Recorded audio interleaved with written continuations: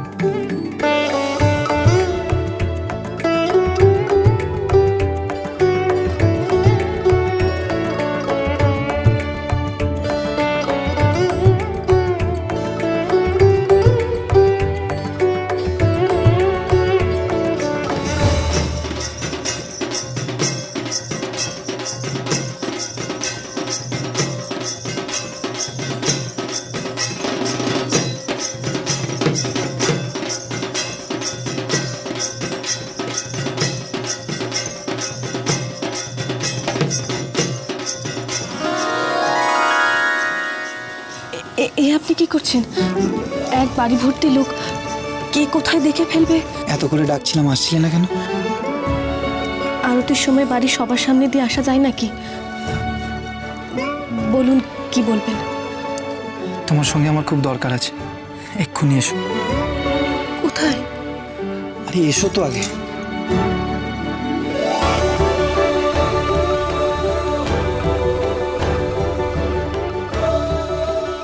আনলেন কেন? তুমি এসো আগে, তুমি আগে বসো চুপটি করে।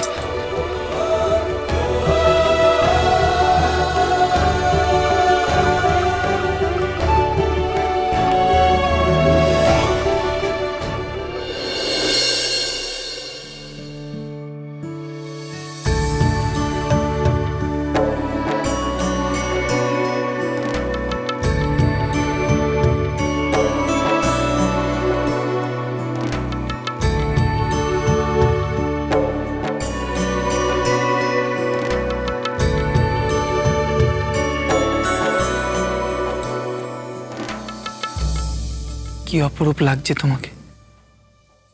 তুমি যেন এই জগতের মানুষই নও, ঠিক যেন একজন স্বর্গের দেবী। এই শাড়িটা তোমায় উপহার দিলাম। এই কদিনে আপনার কাছে যে ভালোবাসা, যে সম্মান পেয়েছি, তাই আমার কাছে অনেক। আমার আর কিচ্ছু চাই না। তুমি আমার উপহার ফিরিয়ে দেবে প্রফুল্ল? না না, আপনি ভুল বুঝছেন। আমি তা বলতে চাইনি।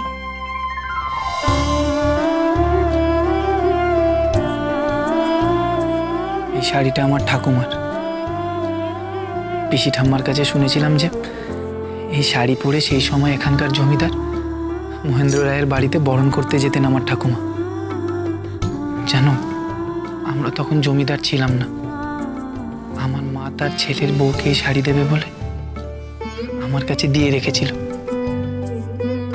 তখন থেকেই আমার ইচ্ছে ছিল যে এই শাড়ি পরে তুমি প্রতিমা বরণ করবে।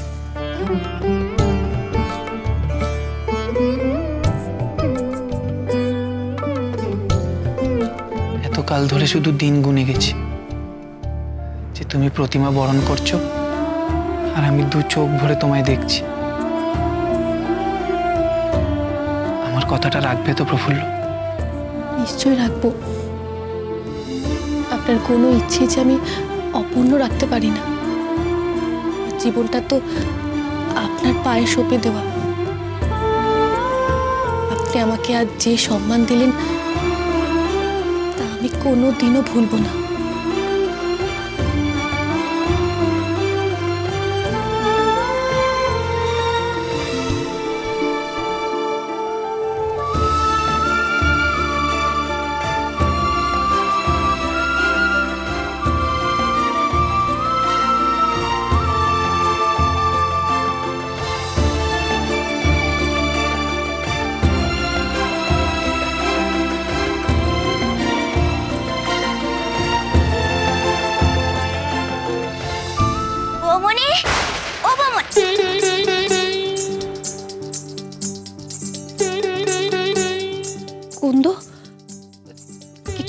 বলবে?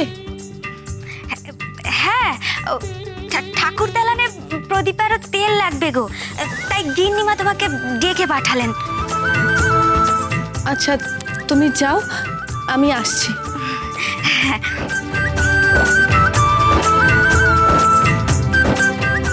দেখলেন তো, আপনি অমন করে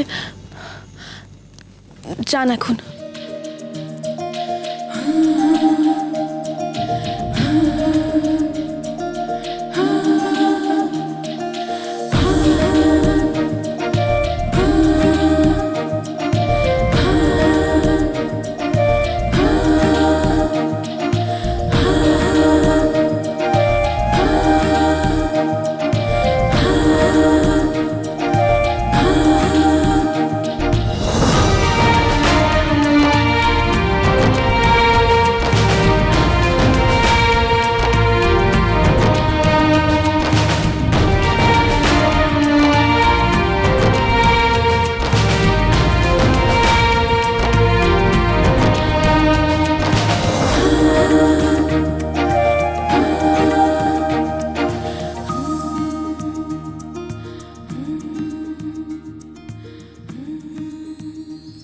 শাশুড়ির শাড়ি পরে বরণ করবে?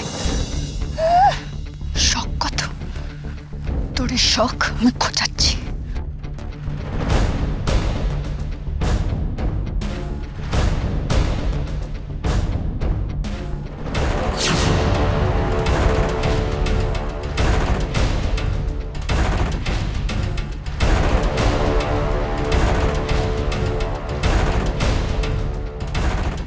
ওকে কি করতে হবে নিশ্চয়ই সেটা বুঝিয়ে বলতে হবে না।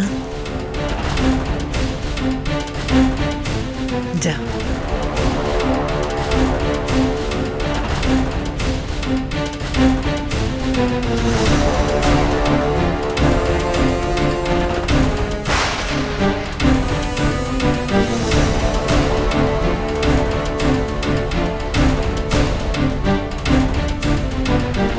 মেজো বৌমনি দা হাতে চুপি চুপি ছোট বৌমনির ঘরে ঢুকলো কেন? কি এমন হলো?